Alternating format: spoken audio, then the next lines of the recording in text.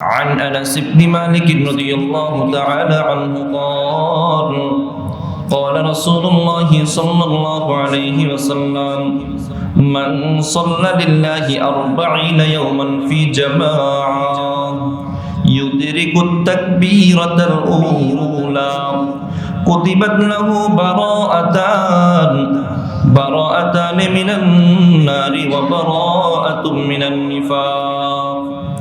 আল্লাহর হাবিব সাল্লাল্লাহু আলাইহি ওয়াসাল্লাম ফরমান, যেই ব্যক্তি 40 দিন জামাতের সাথে নামাজ পড়বে, 40 দিন, কয়দিন মনে রাখবেন, হাদিসের শব্দ 40 দিন জামাতের সাথে নামাজ পড়বে, ইউদরিকুত তাকবীরাতাল উলা, নামাজ পড়ছে এমন ভাবে জামাত পাইছে, মানে জামাতের তাকবীর ওলাটা পাইছে, প্রথম তাকবীর যেটা সেটা পেয়েছে, ইমামের সাথে প্রথম তাকবীর পেয়েছে, ইমাম কেরাত পড়ার আগে সে ইমামের সাথে নামাজের মধ্যে যুক্ত হয়েছে। আল্লাহর নবী বলেন 40 দিন এইভাবে যেই ব্যক্তিটা নামাজ পড়বে, কুতিবাত লাহু বারাআতান, আল্লাহ তাআলা তার জন্য দুইটা মুক্তির ফয়সালা করে দেন, বারাআতুম মিনান নার ওয়া বারাআতুম মিনান নিফাক। আল্লাহর নবী বলেন একটা মুক্তি হলো আখিরাতে, আর একটা মুক্তি হলো দুনিয়াতে। আখিরাতে হলো আল্লাহ তাআলা তাকে জাহান্নাম থেকে মুক্তির ফয়সালা করে দেন, ওয়া বারাআতুম মিনান নার, এবং দুনিয়াতেও একটা মুক্তির ফয়সালা করেন, সেটা হলো দুনিয়াতে তার যে আত্মার বেদী মুনাফিকি আছে সেই নেফাকি থেকে আল্লাহ তাকে মুক্ত করে দেন। আজকের সেই ধারাবাহিকতায় আলোচনা হবে ফরজ নামাজের জন্য জামাত কতটুকু গুরুত্বপূর্ণ। শিরোনাম বুঝে আসছে? ফরজ নামাজের জন্য জামাত কতটুকু গুরুত্বপূর্ণ, আমি কোন অবস্থায় জামাত ছেড়ে দিতে পারবো, কোন অবস্থায় পারবো না, জামাতের সাথে নামাজ পড়ে যদি কোনো কারণ ছাড়াই ঘরে নামাজ পড়ি হবে কিনা, হলেও কতটুকু সরতে হবে, বা মসজিদে যে নামাজ পড়বো আল্লাহ তাআলা একটা বিধান দিলেন, এই করে মসজিদে নামাজ পড়লে জামাতের সাথে আমার কি ফায়দা হবে, কি ফজিলত হবে, কয়েকটি পয়েন্টে আলোচনা শোনার চেষ্টা করবো ইনশাআল্লাহ। আল্লাহ তাআলা আমাকে আমলের নিয়তে সহিভাবে বলার, আপনাদেরকে আমলের নিয়তে শ্রবণ করার তৌফিক দান করেন বলেন। 1 নম্বর পয়েন্ট, জামাতের সাথে নামাজ আদায় করলে আল্লাহ তাআলা একাকী নামাজ আদায়কারীর তুলনায় কয়েক গুণ সওয়াব আল্লাহ বাড়িয়ে দেন। একাকী যে নামাজ পড়ে তার তুলনায় জামাতে নামাজ পড়লে জামাতের নামাজ আদায়কারী ব্যক্তির সওয়াব কয়েক গুণ আল্লাহ বাড়িয়ে দেন। সহিহ বুখারীর 646 নম্বর হাদিসের বর্ণনা আবু সাঈদ খুদরি রাদিয়াল্লাহু তাআলা আনহু বর্ণনা করেন। عن أبي سعيد الخدري رضي الله تعالى عنه قال قال رسول الله صلى الله عليه وسلم صلاة الجماعة تفضل صلاة الفرد ب27 درجة। আল্লাহর নবীর জলিলুল কদর সাহাবী হযরত আবু সাঈদ খুদরি রাদিয়াল্লাহু তাআলা আনহুর বর্ণনা, তিনি বলেন আল্লাহর হাবিব জনাবে মুহাম্মদুর রাসূলুল্লাহ সাল্লাল্লাহু আলাইহি ওয়াসাল্লাম ফরমান, সালাতুল জামাআতি তাফদালু সালাতুল ফাজদি, একাকী নামাজ আদায়কারীর তুলনায় জামাতের নামাজ আদায়কারীর নামাজের শ্রেষ্ঠত্ব হলো 27 দারাজাতান, 27 গুণ বেশি। আল্লাহর নবী বলেন একাকী যে নামাজ পড়বে তার চেয়ে জামাতে যে ব্যক্তি নামাজ পড়বে আল্লাহ তাআলা তাকে 27 গুণ বেশি সওয়াব দান করবেন। তাহলে জামাতে নামাজ পড়লে সওয়াব আমি 27 গুণ বেশি পাচ্ছি। অন্যান্য প্রাসঙ্গিক যে সওয়াবগুলো আছে এগুলো তো আছে, 1 নম্বর। 2 নম্বর, জামাতের জন্য যখন আমি বাসা থেকে মসজিদে আসতেছি, জামাতের জন্য নামাজ পড়তেছি, এতে করে আল্লাহ তাআলা আমার সগীরা গুনাহগুলো মাফ করে দেন। সগীরা গুনাহ এই যে আসতেছি এতেই মাফ হয়ে যায়।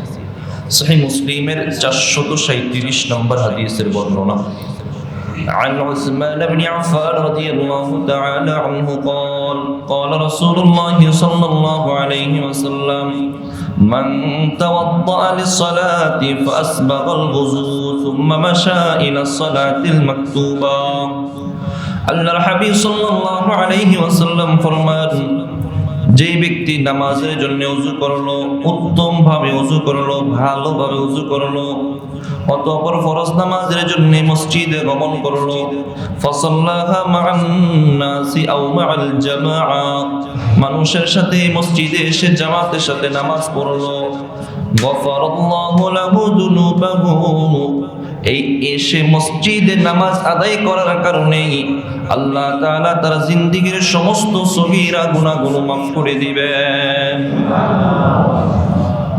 বাসা থেকে বা ওযু তো করতেই হয়, ওযু করে মসজিদে আসতেছেন, এসে নামাজ পড়লেন জামাতের সাথে, এতে করে আল্লাহ তাআলা সগীরা গুনাহগুলো মাফ করে দেবেন।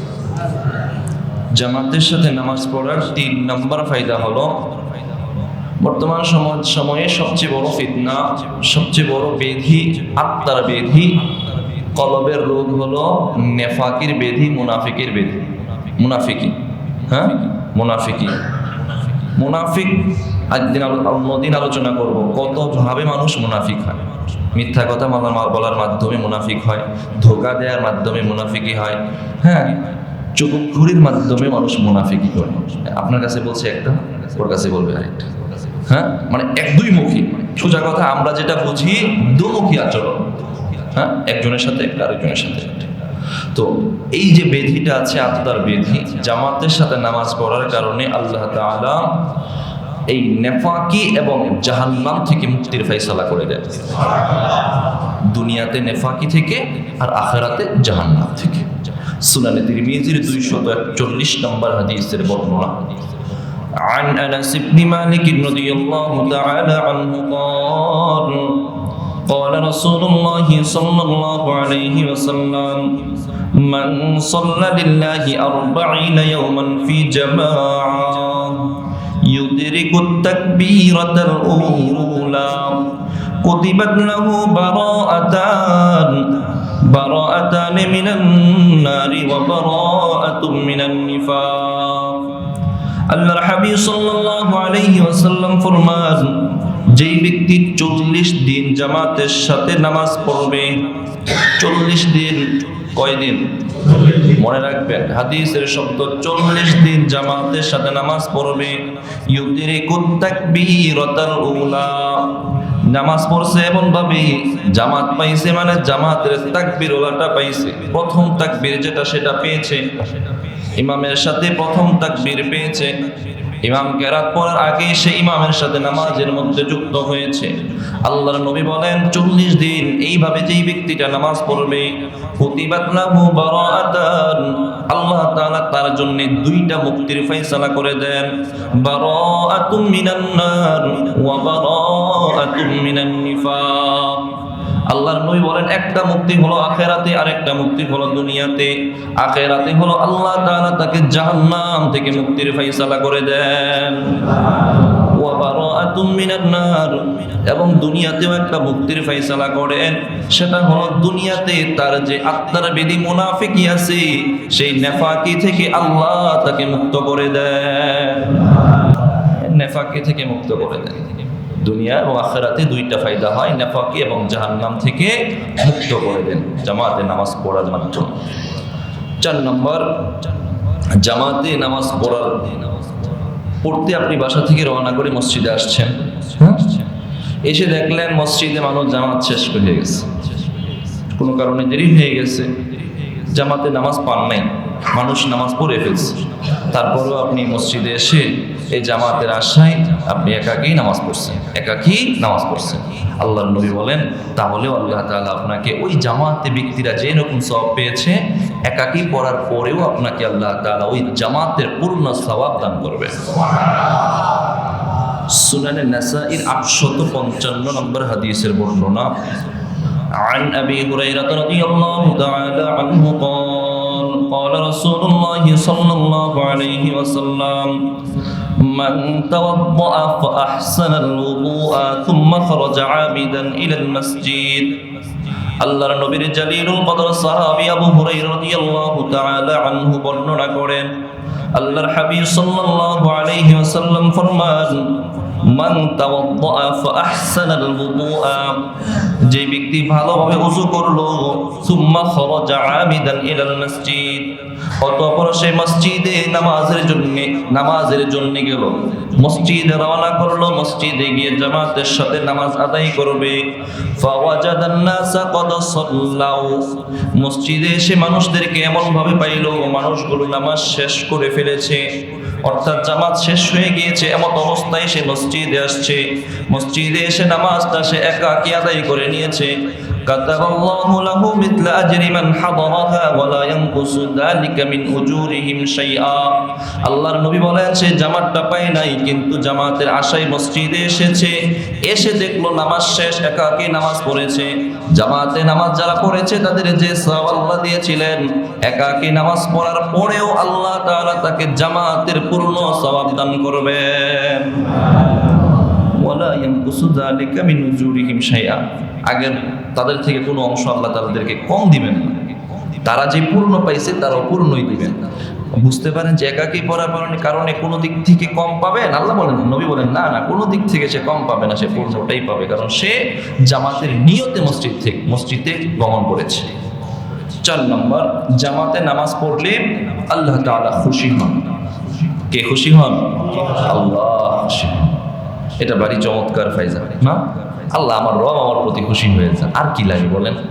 হ্যাঁ, আমরা তো খুশিটাই চাই। কোটি টাকার চেয়ে যদি একটা ফুল দিলে খুশি হয়, তা আমরা এটাই চাই। আল্লাহ যদি আমার এই এতটুকু আমলে খুশি হয়ে যান, আমি তো আমার রবকে খুশি করতেই চাই, ঠিক না ঠিক? আমি তো আমার রবকে খুশি করতে চাই, আমি তো আমার মালিককে খুশি করতে চাই, সন্তুষ্ট করতে চাই। রব যেন আমার প্রতি রাজি খুশি হয়ে যান, সন্তুষ্ট হয়ে যান। কিয়ামতের দিন যেন আমার আমলনামা না দেখেন, রব যেন বলেন, আমি তোমার প্রতি সন্তুষ্ট আছি, যাও বিনা হিসাবে জান্নাতে চলে যাও। আমি তো ওটাই চাই না? আমি তো ওটাই চাই। আমি তো চাই আমার রব আমার প্রতি খুশি হয়ে যায়। আল্লাহর নবী বলেন, জামাতের সাথে যে ব্যক্তিটা নামাজ পড়বে আল্লাহ তাআলা তার প্রতি খুশি হয়ে যায়। মাজমাউজ জাওয়াইদের 3 নম্বর খণ্ডের 42 নম্বর পৃষ্ঠা আব্দুল্লাহ ইবনে ওমর রাদিয়াল্লাহু তাআলা আনহু থেকে হাদিস বর্ণিত।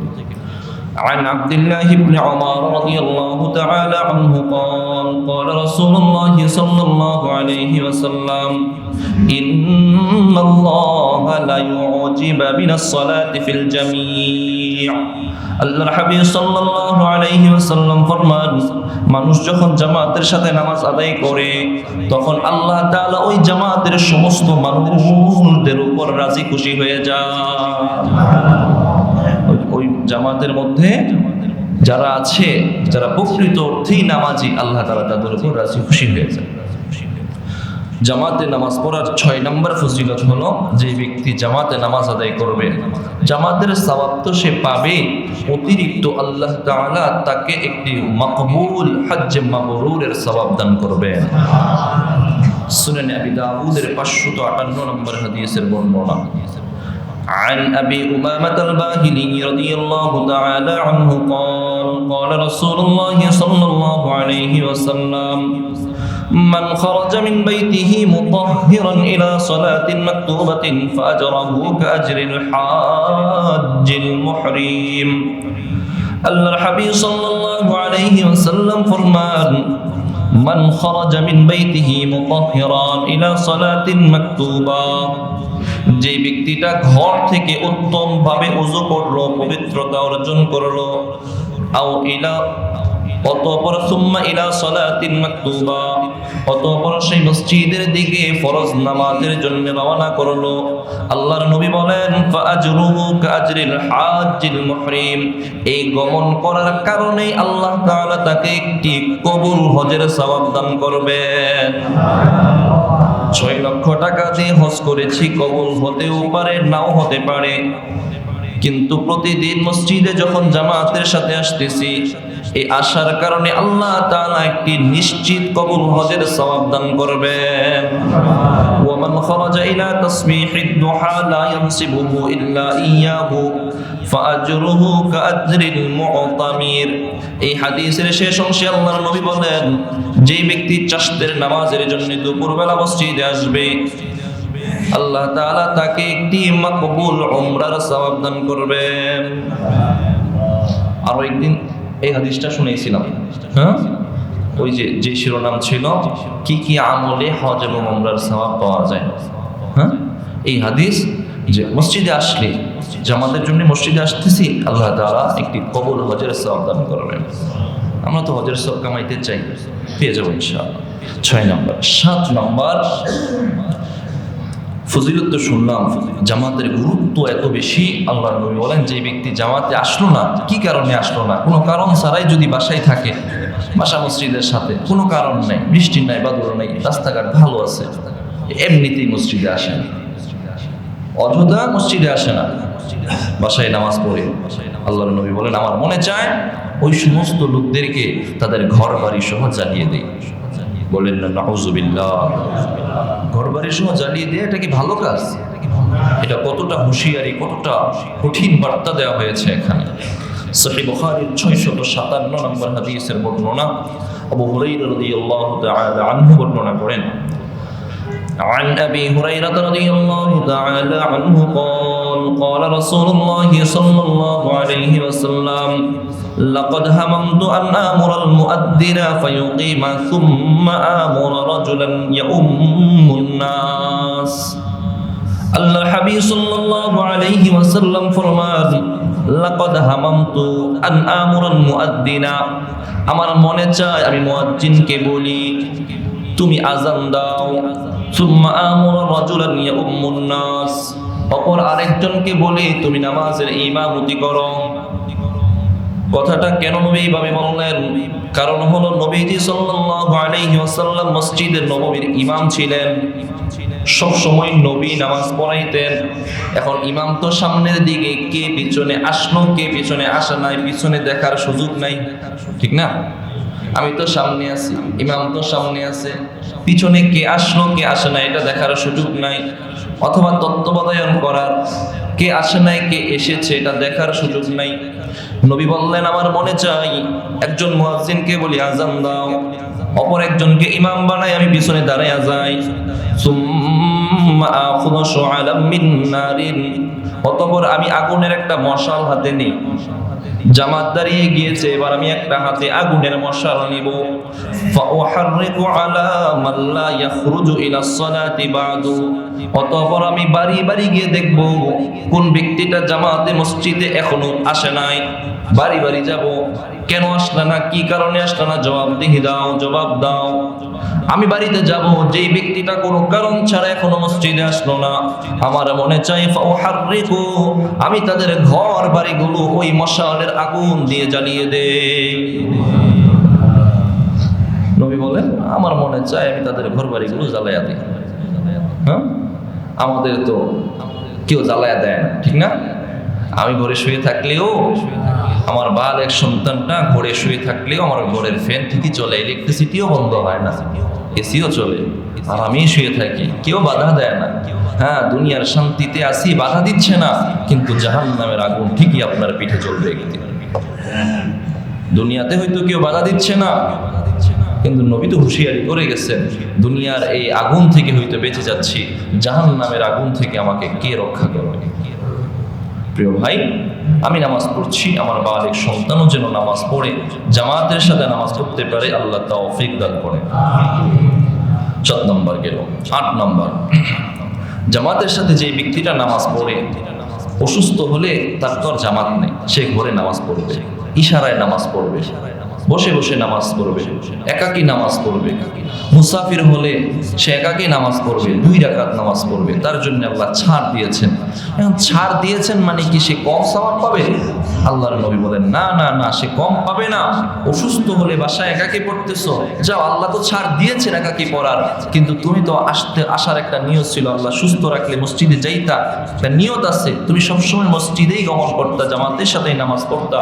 এখন অসুস্থতার কারণে বাসায় পড়তে হচ্ছে, যাও, আল্লাহ তাআলা তোমাকে বাসায় পড়ার পরেও জামাতের সওয়াব দিয়ে দিবেন। জামাতে পড়তে হবে। আর সহিহ বুখারী 2996 নম্বর হাদিসের বর্ণনা, عن أبي موسى الأشعري رضي الله تعالى عنه قال قال رسول الله صلى الله عليه وسلم إذا مرض العبد أو سافر كتب له مثل ما كان يعمل مقيما صحيحا আল্লাহর নবী বলেন ইদা মারিদাল আবদু কোন ব্যক্তি যখন অসুস্থ হয় আও সাফারা অথবা সফর করে অসুস্থ হলে বসে নামাজ পড়ে ইশারার মাধ্যমে নামাজ পড়ে শুয়ে নামাজ পড়ে আর মুসাফির হলে 2 রাকাত নামাজ পড়ে কসর করে একাকী নামাজ পড়ে আল্লাহর নবী বলেন এই দুই ধরনের ব্যক্তি জামাতের সাথে নামাজ পড়তে পারে না কিন্তু কুতিবা লাহু মিথলা মা কানা ইয়ামালু মুকিমান সহিহা কিন্তু এই দুই ধরনের ব্যক্তিকে আল্লাহ তাআলা মুকিম এবং সুস্থ সবল মানুষ জামাতে নামাজ পড়ে যে সওয়াব পায় এই উভয়কে আল্লাহ তাআলা তাদের পূর্ণ জামাতের সওয়াব দান করে জামাতের সাথে যে ব্যক্তিটা সবসময় নামাজ পড়ে তারপর অসুস্থতার কারণে পড়তে পারে না অসুস্থতা এখন সে বসে নামাজ পড়ে একাকী নামাজ পড়ে বাসায় পড়ে এখন তাকেও আল্লাহ তাআলা একদম সুস্থ ব্যক্তি নামাজ পড়লে যে সওয়াব আল্লাহ তাআলা সেই সওয়াব দেন জামাতে নামাজ পড়ার 9 নম্বর ফায়দা হলো জামাত 5 ওয়াক্ত নামাজের মধ্যে ইশারের নামাজটা একটু কঠিন ফজরের নামাজটা একটু ফজরের নামাজটা সবচেয়ে কঠিন না ফজরের নামাজটা তুলনামূলক সবচেয়ে কঠিন এখন কঠিন দায়িত্ব তো সমান জুহরে যেমন ফরজ ফজরেও ফরজ এখন ফরজ আদায় করতে গিয়ে আমার জন্য তো একটু কষ্ট হইতেছে ফজর একটু কষ্ট বান্দার কষ্ট হইতেছে আল্লাহ জানেন আল্লাহর নবী বলেন ঠিক আছে ফজরের নামাজে যেটু কষ্ট হইতেছে যাও তুমি ফজরের নামাজে জামাতে উপস্থিত হও আল্লাহ তাআলা সারাটা দিন তোমাকে আল্লাহ তাআলা নিজের জিম্মায় নিয়ে নেবেন যাও একটু কষ্ট করো না একটু কষ্ট করো তো আল্লাহর জিম্মায় চলে যাবে একটু কষ্ট করে যদি জীবন শেষও হয়ে যায় তো আল্লাহর জিম্মায় চলে গেছে আর কি চিন্তা তোমার বলো না আর কি চিন্তা সহিহ মুসলিমের 657 নম্বর হাদিসের বর্ণনা عن جندب بن عبد الله رضي الله تعالى عنه قال قال رسول الله صلى الله عليه وسلم من صلى صلاة الصبح فهو في ذمة الله আল্লাহর নবীর জালিলুল কদর সাহাবী হযরত জুনদুব ইবনে আব্দুল্লাহ রাদিয়াল্লাহু তাআলা আনহু বর্ণনা তিনি বলেন আল্লাহর হাবিব জনাবে মুহাম্মদুর রাসূলুল্লাহ সাল্লাল্লাহু আলাইহি ওয়াসাল্লাম ফরমান মান সাল্লা সালাতাস সুবহি যেই ব্যক্তি সকালের নামাজ অর্থাৎ ফজরের নামাজটা জামাতের সাথে পড়বে ফাহুয়া ফি যিম্মাতিল্লাহ ওই ব্যক্তিটা সারাটা দিন আল্লাহর জিম্মায় চলে যায় ফজরের নামাজটা যে পড়বে সারাটা দিন আল্লাহর জিম্মায় থাকবে আমরা কত ধরনের ওই যে একদিন মাগরিবের সময় বলেছিলাম আমরা 4 ধরনের শত্রুকে ফেস করতে হয় প্রতিনিয়ত হ্যাঁ মানুষের নজরের শত্রু শয়তানের ধোঁকা মানুষের অনিষ্টতা নিজের ভিতরের চিন্তা পেরেশানি শত্রু এই 4টা শত্রু আমাকে প্রতিনিয়ত গ্রাস করতেছে তো বলেছিলাম কোরআন হাদিস থেকে আল্লাহ তাআলা কিভাবে আমাকে প্রোটেক্ট করবেন কিছু দোয়া ইমাম কুরতুবী রাহিমাহুল্লাহ বলেছিলেন তো আল্লাহর নবী বলতেছেন ফজরের নামাজটা পড়ো তাহলে সারাটা দিন তুমি আল্লাহর জিম্মায় থাকবে তুমি বের হচ্ছ কোথাও তাহলে আল্লাহ তাআলা তোমাকে হেফাজত করবেন আমরা মানুষ বের হলে অনেক ধরনের অনিষ্টতা আছে পেরেশানি আসে মানুষের ষড়যন্ত্র চক্রান্ত আছে যত ধরনের অনিষ্টতা আছে আল্লাহ যেহেতু আমাকে নিজের জিম্মায় নিয়ে নিয়েছেন তাহলে নামাজের উসিলায় আল্লাহ আমাকে সব ধরনের অনিষ্টতা থেকে হেফাজত করবেন গেল 9 নম্বর ফজিলত 10 নম্বর জামাতের সাথে এশা এবং ফজরের নামাজটা পড়া ওই ফজরের পরে আরেকটু কঠিন হলে এশা ফজরের পরে কঠিন আরো এর চেয়ে একটু কম তুলনামূলক অন্যগুলো হচ্ছে এশাটা কঠিন সারাদিনের ব্যস্ততা শেষে এশারের নামাজটা পড়তে মনে যায় না বন্ধু বান্ধবের সাথে আড্ডা অথবা নিজে ছেড়ে শুয়ে যেতে মনে চায়, শুয়ে না গেলেও নিজেকে একটু রেস্ট দিতে মনে চায়, এই নামাজে যাইতে মন চায় না। আল্লাহর নবী বলেন ইশারের নামাজটা পড়ো তাহলে অর্ধরাত, আর ফজরের নামাজটা পড়ো বাকি অর্ধরাত। দুইটা নামাজ পড়ার কারণে আল্লাহ তাআলা তোমাকে পূর্ণ রাত নফল নামাজ পড়ার সওয়াব দান করবেন। সহিহ মুসলিমের 656 নম্বর হাদিসের বর্ণনা, আগের হাদিসের আগের হাদিস, আগে যে হাদিসটা বলা হয়েছে আগের হাদিস, লাগাতার এই মুসলিমের এই অধ্যায়ের মধ্যে এই জামাতের ফজিলতের হাদিস বর্ণনা হয়েছে। উসমান ইবনে আফফান রাদিয়াল্লাহু তাআলা আনহু বর্ণনা করেন, عن عثمان بن عفان رضي الله تعالى عنه قال قال رسول الله صلى الله عليه وسلم من صلى العشاء في جماعة فكأنما قام نصف الليل। আল্লাহর নবীর জলিলুল কদর সাহাবী হযরত উসমান ইবনে আফফান রাদিয়াল্লাহু তাআলা আনহুর বর্ণনা, তিনি বলেন আল্লাহর হাবিব জনাবে মুহাম্মদুর রাসূলুল্লাহ সাল্লাল্লাহু আলাইহি ওয়াসাল্লাম ফরমান মান সাল্লাল ইশা ফি জামাআতিন, আল্লাহর নবী বলেন যেই ব্যক্তি ইশারের নামাজটা জামাতের সাথে পড়বে, ফাকান্নামা কামা নিসফাল লাইল, সে যেন অর্ধরাত দাঁড়িয়ে আল্লাহর নফল নামাজ পড়লো। আর অতঃপর যেই ব্যক্তিটা আবার ফজর মান সাল্লাস সুবহা ফি জামাআ, অতঃপর ফজরের নামাজটা জামাতের সাথে আদায় করলো, সে যেন বাকি অর্ধেক রাত দাঁড়িয়ে আল্লাহর ইবাদত করলো। অর্থাৎ নবী এই হাদিসের মধ্যে বুঝাইতে চান ইশারের নামাজ অর্ধেক রাতের নফলের সওয়াব, ফজরের নামাজ অর্ধেক রাত নফল নামাজের সওয়াব। দুইটা রাত্রির সে প্রথম এবং শেষ অংশের দুইটা ফরজ নামাজ ইশা এবং ফজরটা জামাতের সাথে আদায় করবেন। বাকি আর রাতে নামাজ যদি নাও পড়েন, ঘুমিয়ে গেলেন, এই ঘুমায়া কাটাইলেন, তারপরেও ফজর ইশা জামাতে পড়ার কারণে আল্লাহ তাআলা আপনার আমলনামায় পূর্ণ রাত নফল নামাজকারীর সওয়াব আল্লাহ দান করবেন। ফজর ইশা পরে ইশার জামাতে পড়ে খানা খেয়ে ঘুমিয়ে গেছেন, ফজরটা উঠে পড়ছেন, এতে করে আল্লাহ তাআলা পূর্ণ রাত নফলের সওয়াব দান করবেন। গেল 10 নম্বর। 11 নম্বর, যে ব্যক্তিটা জামাতের সাথে নামাজ পড়বে, আল্লাহর নবী বলেন আল্লাহ তাআলা তাকে জাহান্নাম থেকে মুক্তি দান করবেন, ওই ব্যক্তিকে জাহান্নামের আগুন গ্রাস করতে পারবে না। জামাতের সাথে যে নামাজ পড়বে তাকে জাহান্নাম এর আগুন গ্রাস করতে পারবে না। সহিহ মুসলিমের 634 নম্বর হাদিস, ওমর ইবনে রুআইবা বর্ণনা করেন, عن عمارة بن رؤيبة رضي الله تعالى عنه قال قال رسول الله صلى الله عليه وسلم لن يلج النار أحد صلى قبل طلوع الشمس وقبل غروبها। আল্লাহর হাবিব জনাবে মুহাম্মদুর রাসূলুল্লাহ সাল্লাল্লাহু আলাইহি ওয়াসাল্লাম ফরমান, যেই ব্যক্তিটা সাল্লা ক্বাবলা তুলুইশ শামসি, সূর্য উদয় হওয়ার আগের নামাজটা পড়ে। সূর্য উদয় হওয়ার আগে কোন নামাজ? ফজরের নামাজ পড়ে। ওয়া ক্বাবলা গুরুবিহা, এবং সূর্য ডুবার আগের নামাজ পড়ে। কোন নামাজ? আসরের নামাজ। এই দুইটা নামাজকে স্পষ্ট করে বলা হয়েছে। আল্লাহর নবী বলেন, যেই ব্যক্তি সূর্য ওঠার আগের ফজরের নামাজ, সূর্য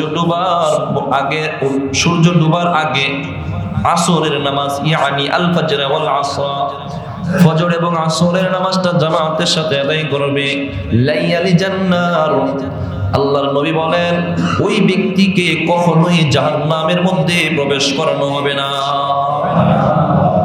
লাইয়ালি জান্নাত আহাদুন, ওই ব্যক্তি যে সূর্য ডোবার আগে ফজরের নামাজটা পড়ে, আর সূর্য ওঠার আগে, সূর্য ডোবার আগে আসরের নামাজটা পড়ে, সূর্য ওঠার আগে ফজরের নামাজটা জামাতে পড়ে, আল্লাহ তাআলা তাকে জাহান্নামের মধ্যে ঢুকাইবেন না, দিবেন না। তাহলে এই জামাতে নামাজ পড়ার 11 নম্বর ফায়দা হলো জাহান্নাম থেকে মুক্তি। 12 নম্বর ফায়দা হলো, যে ব্যক্তি জামাতের সাথে নামাজ পড়বে, আল্লাহর নবী বলেন ওই ব্যক্তিকে আল্লাহ তাআলা জান্নাতে প্রবেশ করাবেন। জাহান্নাম থেকে মুক্তি হলে ঠিকানা কোথায়? জান্নাতে। আমরা তো জান্নাতে যেতে চাই কি চাই না? চাই। জাহান্নাম থেকে মুক্তি চাই। জামাতে নামাজ পড়েন, জাহান্নাম থেকে মুক্তি হবে। জান্নাতে যেতে চাই, হ্যাঁ জান্নাতে যেতে চাই, তো জামাতে নামাজ পড়েন, জান্নাতেও যেতে পারবেন। আমল একটা, ফায়দা অবশ্য আমল একটাই। জামাতে নামাজ পড়েন, জাহান্নাম থেকে মুক্তি চান, হ্যাঁ হয়ে যাবে। জামাতের সাথে নামাজ পড়েন, জান্নাত চান, হয়ে যাবে। সহিহ মুসলিমের 635 নম্বর হাদিসের বর্ণনা উমারা ইবনে রাইবা রাদিয়াল্লাহু তাআলা আনহু বর্ণনা করেন। আন উমারা ইবনে রাইবা রাদিয়াল্লাহু তাআলা আনহু قال رسول الله صلى الله عليه وسلم من صلى البردين دخل الجنة। আল্লাহর হাবিব জনাবে মুহাম্মদুর রাসূলুল্লাহ সাল্লাল্লাহু আলাইহি ওয়াসাল্লাম ফরমান, যে ব্যক্তি দুইটা ঠান্ডা নামাজ আদায় করবে, ঠান্ডা নামাজ মানে ঠান্ডার সময়ের নামাজ আদায় করবে, ওই ব্যক্তিকে আল্লাহ তাআলা দাখালাল জান্নাহ, জান্নাতে প্রবেশ করাবেন। ঠান্ডা সারাটা দিন পড়ে আসরের নামাজটা একটু ঠান্ডা সময় চলবে, হ্যাঁ রাতের শেষ অংশে ফজরের নামাজটা, এখানে এই দুইটা নামাজ যে ব্যক্তি জামাতে পড়বে আল্লাহ তাআলা তাকে জান্নাতে প্রবেশ করাবেন। গেল 12 নাম্বার। 13 নাম্বার, আমরা অন্যের কাছে দোয়া চাই, আমার জন্য দোয়া করেন। হুজুরদের কাছে দোয়া চাই, মা বাবার কাছে দোয়া চাই, শিক্ষকের কাছে দোয়া চাই, বড়দের কাছে দোয়া চাই, হাজী সাহেব মক্কা গেলে, হজে গেলে দোয়া চাই, ঠিক না? আমরা দোয়া চাই, অন্যের কাছে দোয়া চাই। আল্লাহর নবী বলেন তোমার তো দোয়া লাগবে, হ্যাঁ মানুষ তো গুনাহগার মানুষ, ফেরেশতাদের তো গুনাহ নাই, গুনাহ আছে? গুনাহ নেই। তো জামাতের সাথে নামাজ পড়ো, তোমার জন্য ফেরেশতারা দোয়া করবেন। জামাতের সাথে নামাজ পড়ো, ফেরেশতারা তোমাদের জন্য দোয়া করবেন। হ্যাঁ, মুসনাদ আহমদের 21233 নম্বর হাদিসের বর্ণনা আবু উমামা বাহিলি রাদিয়াল্লাহু আনহু বর্ণনা করেন।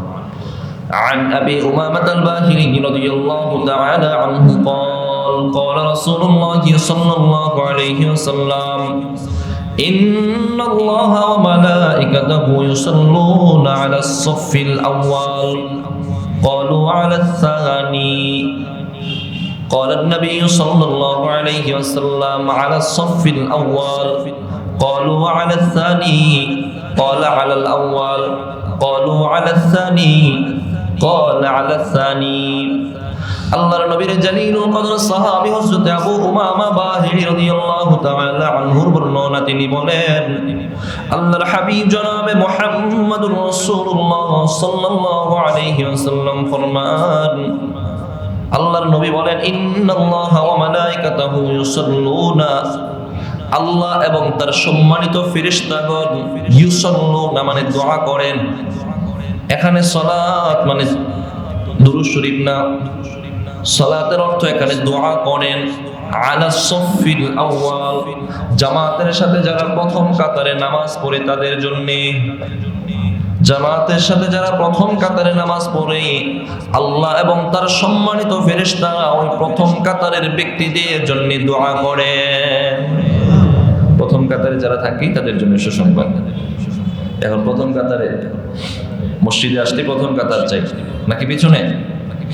গেটের এখানে না, আগে বের হওয়া যাবে, আবার জুতাটা কে নিয়ে যায় একটু খেয়াল রাখতে হবে। হ্যাঁ, কত চিন্তা মসজিদে আসলে, আগে আগে বের হতে হবে, তাড়াতাড়ি যেতে হবে, কাজটা করতে হবে, সবই চিন্তা মসজিদে আসলে না। হ্যাঁ চিন্তা হবে, দুনিয়া একদমই না, ওয়ালা তানসা নসীবাকা মিনাদ দুনিয়া, দুনিয়া একদমই লাগবে না এমনও না, কিন্তু মসজিদে যখন এসেছি যেই কাজে আসছি ওই কাজটাই তো ফোকাস হওয়া চাই।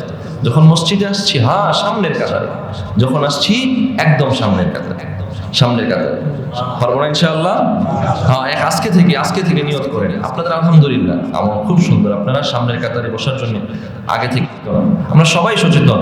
এখন কথা হলো ভাই হুজুর, আমরা সবাই যদি সামনের কাতারে বসি কি অবস্থাটা হবে? মারামারি লাগবে না?